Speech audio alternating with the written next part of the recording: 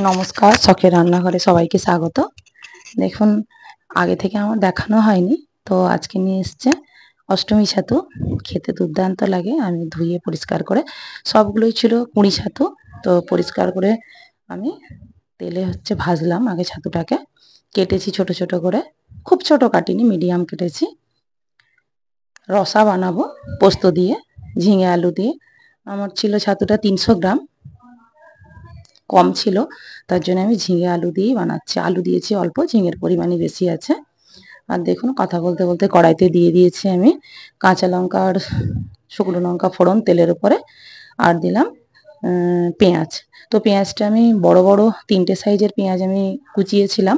কিছুটা আমি বেটেছি, বেশিরভাগটা আমি ভাজাতে দিয়েছি, তেলের উপর ভাজতে। ভালো করে ভেজে নেব পেঁয়াজটা। পেঁয়াজটা আমার ভাজা হয়ে গেছে, দেখুন লালচে হয়ে গেছে।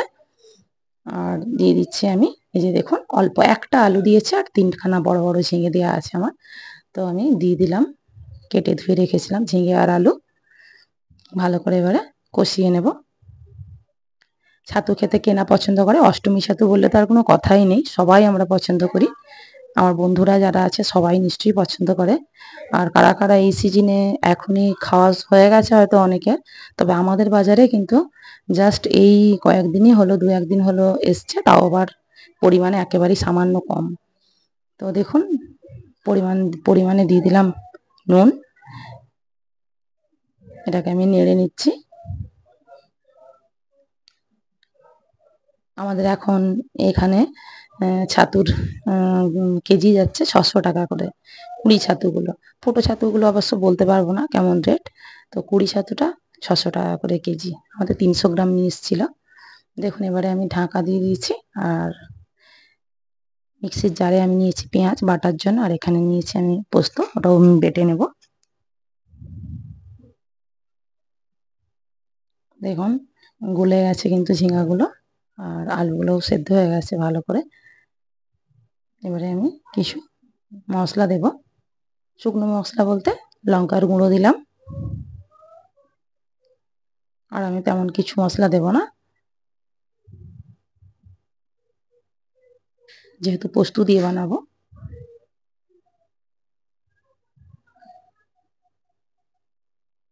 অষ্টমীর ছাতু এখনো বাজারে খুব বেশি অ্যাভেলেবেল হয়নি, অল্পই একজন নিয়ে এসেছিল, সেখান থেকে একটু আমরা পেয়েছি। আর দিয়ে দেবো কেটে রাখা টমেটো। খেতে অসম্ভব সুন্দর হয় এই ছাতুটা রান্না করলে। আদা রসুন দিয়ে ঝোলও খাই আমরা, পোস্ত দিয়েও খাই। তো আজকে যেহেতু 300 গ্রাম অল্প ছিল, তার জন্যই আমি এইভাবে পোস্ত বানিয়েছি, ঝিঙে দিয়ে আর অল্প একটু আলু দিয়ে। দেখুন, টমেটোটাও গলে গেছে, ঢাকা দিয়ে রেখেছিলাম। এবারে আমি যে বেটে রেখেছিলাম, যেটা পেঁয়াজ বাটাটা, ওইটা আগে আমি দিয়ে দিচ্ছি। দেখুন, পেঁয়াজ বাটাটা আমি দিয়ে দিলাম।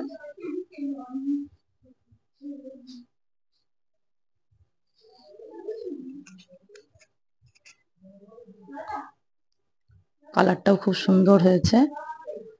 আমি পেঁয়াজের কাঁচা গন্ধটা না যাওয়া পর্যন্ত আমি একটু এটাকে নাড়াচাড়া করে নিচ্ছি।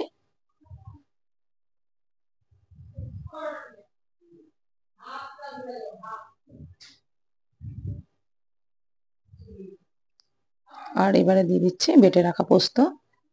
এখানে আমার পোস্তর পরিমাণ ছিল 3.5 চামচ মতো, সেটা আমি দিয়ে দিলাম।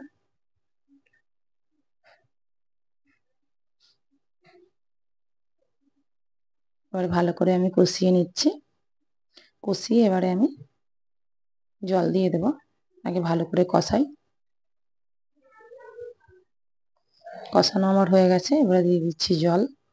আমি একটু হালকা রস রস রাখবো, খুব বেশিও না আর কমও না, মোটামুটি একটা রস রাখবো।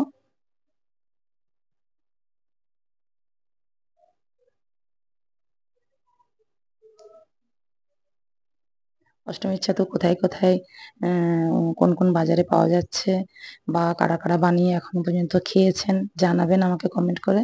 আর এইভাবে কেউ যদি বানিয়ে খেয়ে থাকেন তাও জানাবেন। আর অন্যভাবে কিছু যদি প্রসেস জানা থাকে, আদা রসুন দিয়ে তো আমরা করি ঝোল। তো দেখুন, ফুটে গেছিলো, আমি দিয়ে দিলাম ভেজে রাখা ছাতু। তা আপনারাও অন্য কোনো প্রসেস জানলে জানাবেন আমাকে। আমরা পোস্তও করি আর ঝোলও রান্না করি। এবারে আমি কিছুক্ষণ এটা ফুটিয়ে নেব।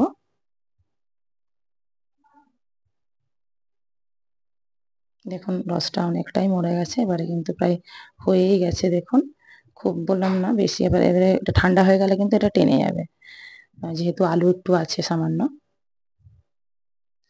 এবারে কিন্তু আমি বন্ধ করে দেবো গ্যাসটা। হয়ে গেছে দেখুন, রেডি হয়ে গেছে। কালারটা অপূর্ব আর খেতেও হয়েছিল অপূর্ব টেস্ট।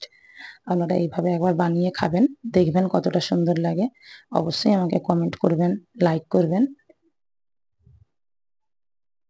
আর আমার চ্যানেলে নতুন বন্ধু হয়ে থাকলে অবশ্যই চ্যানেলটিকে সাবস্ক্রাইব করার অনুরোধ রইল। আর ফেসবুক থেকে দেখলে অবশ্যই আপনারা ফলো করবেন। দেখুন কত সুন্দর হয়েছে, খেতেও খুব টেস্টি। আপনারা এইভাবে একবার অবশ্যই বানিয়ে খাবেন আর আমাকে জানাবেন কেমন লাগলো ভিডিওটা।